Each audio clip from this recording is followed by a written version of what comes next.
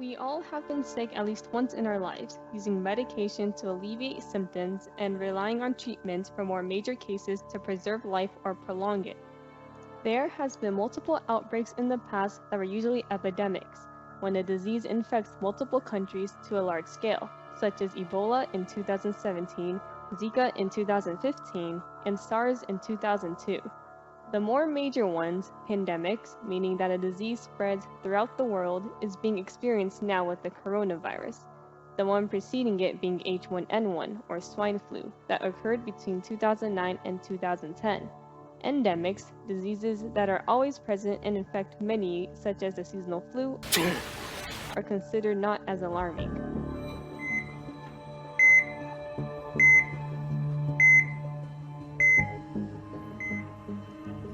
There are proper precautions when handling pandemics. The approach to a pandemic is boiled down to noticing the new disease, putting those infected or exposed in quarantine, learn more about it, and develop a solution, such as a vaccine. Pandemics are usually caused by viruses with high infection rates or bacteria that mutated the ability to do so, such as the Black Plague. Viruses are quickly mutating pathogens that are responsible for most illnesses, such as a common cold or the common flu. They behave like living organisms, but in fact are not, as they cannot fossilize and cannot survive on their own. They need a living cell in order to carry out replication, cannot create their own energy, and are not made out of cells themselves. They are more similar to highly intelligent robots or androids. However, bacteria is another story. Bacteria is a living thing and exists nearly anywhere. Infectious bacteria can cause illnesses such as strep throat, salmonella, and tuberculosis. Bacteria has the ability to replicate itself without a host cell, are larger than viruses, and they have the ability to produce their own energy. A notable infectious bacteria is Yersinia pestis. It is the cause of the bubonic plague, also known as the Black Death. The bubonic plague lives in fleas before being transferred to rodents such as mice, rats, and voles, which can then infect predator animals that eat them. Humans can become infected through the bacteria entering their bodies by being bitten by an infected flea or being near other infected animals or humans. Though the bubonic plague has a 30 to 60% fatality rate, noticing early warning symptoms such as swollen lymph nodes, also known as buboes, or lab testing will allow for a window of recovery. With antibiotic treatment, the body can efficiently and effectively recover.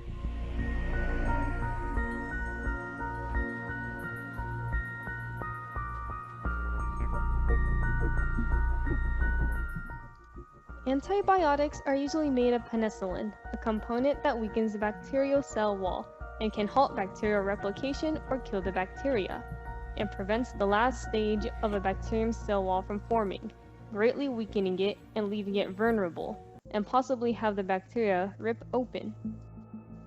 Antibiotics usually take from 1 week to 2 weeks to complete the task and are extremely powerful.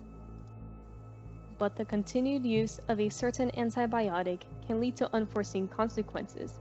The misuse and overuse of antibiotics may lead to the creation of a superbug, a bacteria that is resistant to antibiotics, evolving to counter it.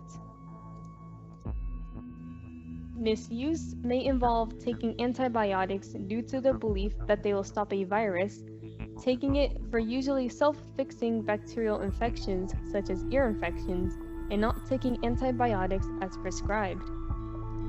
Superbugs can be a scary thing naturally, being infectious and immune to most forms of antibiotics, and if left untreated may lead to lethal ends.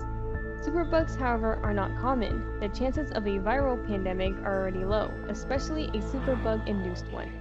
With good hygiene practice, such as washing hands with soap and water and sanitation procedures, along with the smart use of antibiotics, it is more of a black swan.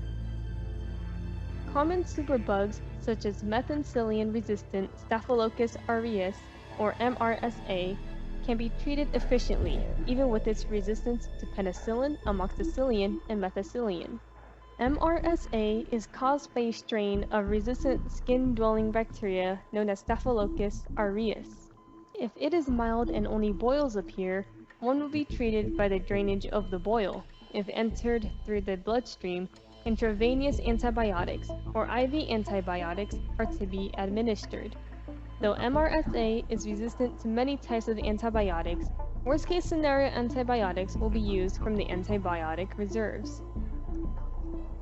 Becoming resistant to antibiotics gives a superbug the ability and potential to become a serious threat. With its resistance and potentially lethal effects, how will the world react to a superbug outbreak?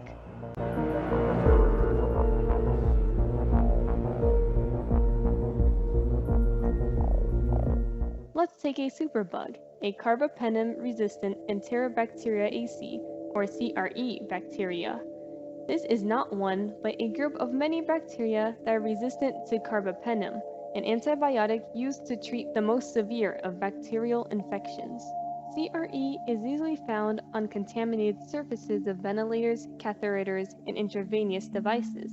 Those in healthcare with acute injuries or using these devices are at the highest risk of contracting it, as well as those using multiple antibiotics for a prolonged amount of time. It is transferred when in direct contact of bodily fluids such as urine or blood, and may cause infections of the blood, skin, bladder, and other parts of the body.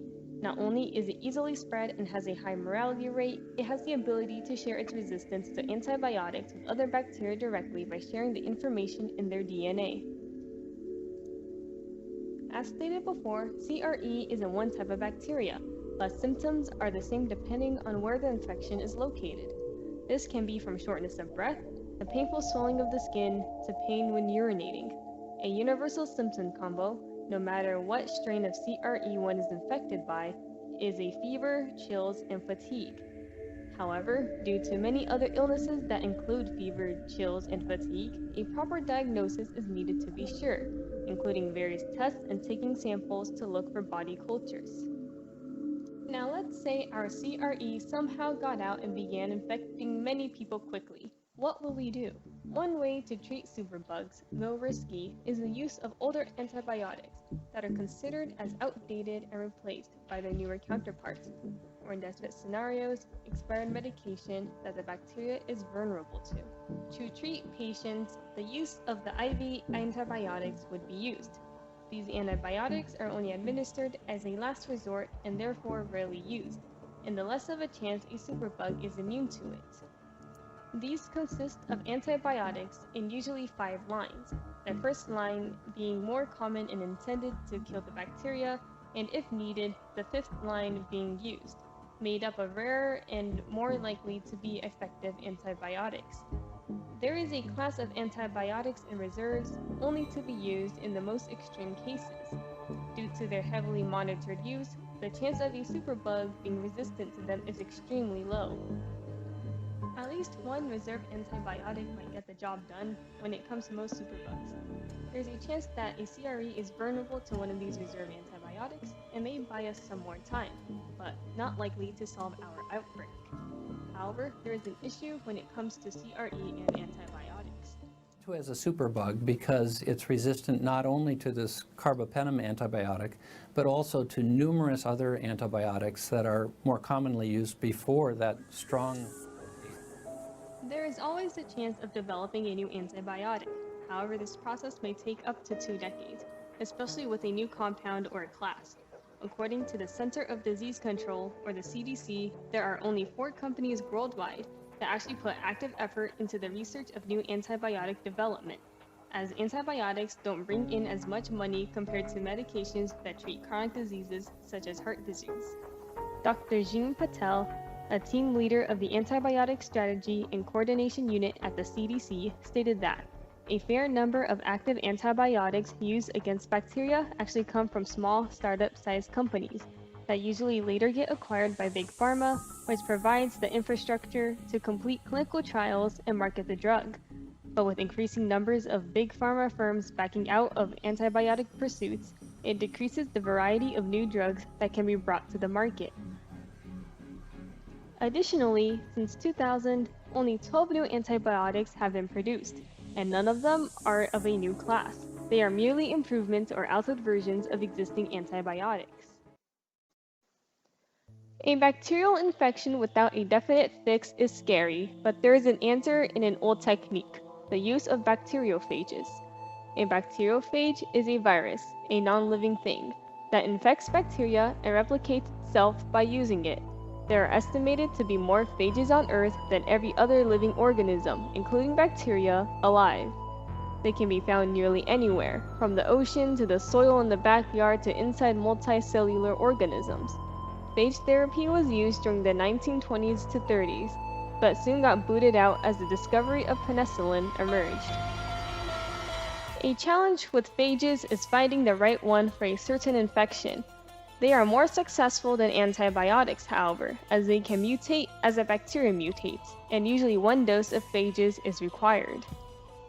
A disadvantage to phage therapy is how they may potentially be harmful to good bacteria, such as the ones found within the guts, which may lead to opportunistic infection, or an infection one would not normally get unless they become immunocompromised.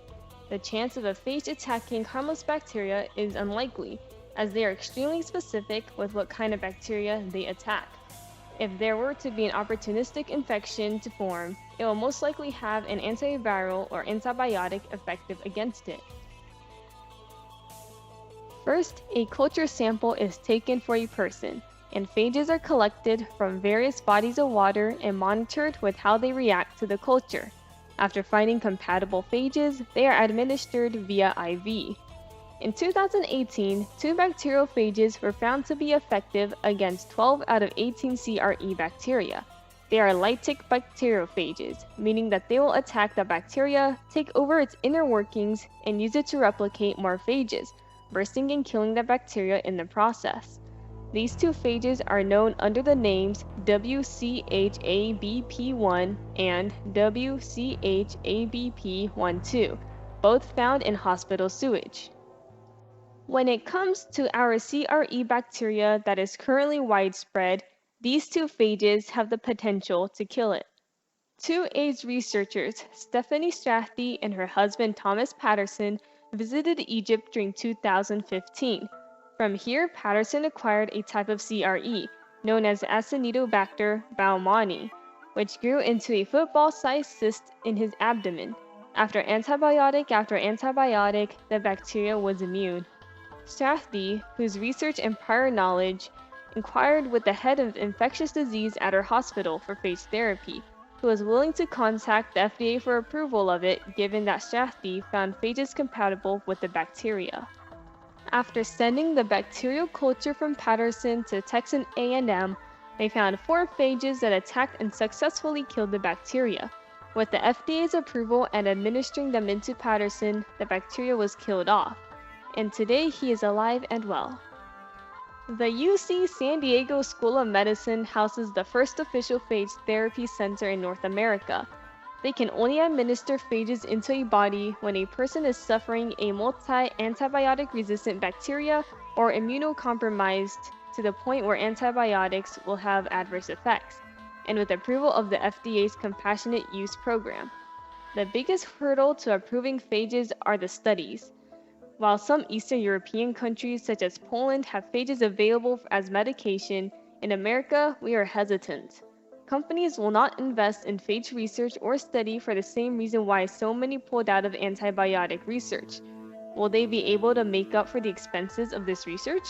Not only that, a company would want to patent phages, and with phages being virtually everywhere, how would one patent it for money? With advancements in microbiology and genetic engineering, it could be possible for phages to be more efficiently programmed to be used on a widespread scale along with antibiotics. Biological concerns could be worked around, such as the concern of rapid lysis of bacteria, where we already have engineered some phages to not do so, and the disruption of current bacterial population. If there were less economic barriers, companies would invest in their research, making it possible to make phage therapy more widespread for resistant bacteria. Now that our CRE outbreak is dwindling with phage therapy, business of the world will soon revert to normal. Phages are basically antibiotics that mutate with the bacteria and can replicate itself. In the very off chance of a real-life superbug outbreak, phage therapy is humanity's best bet.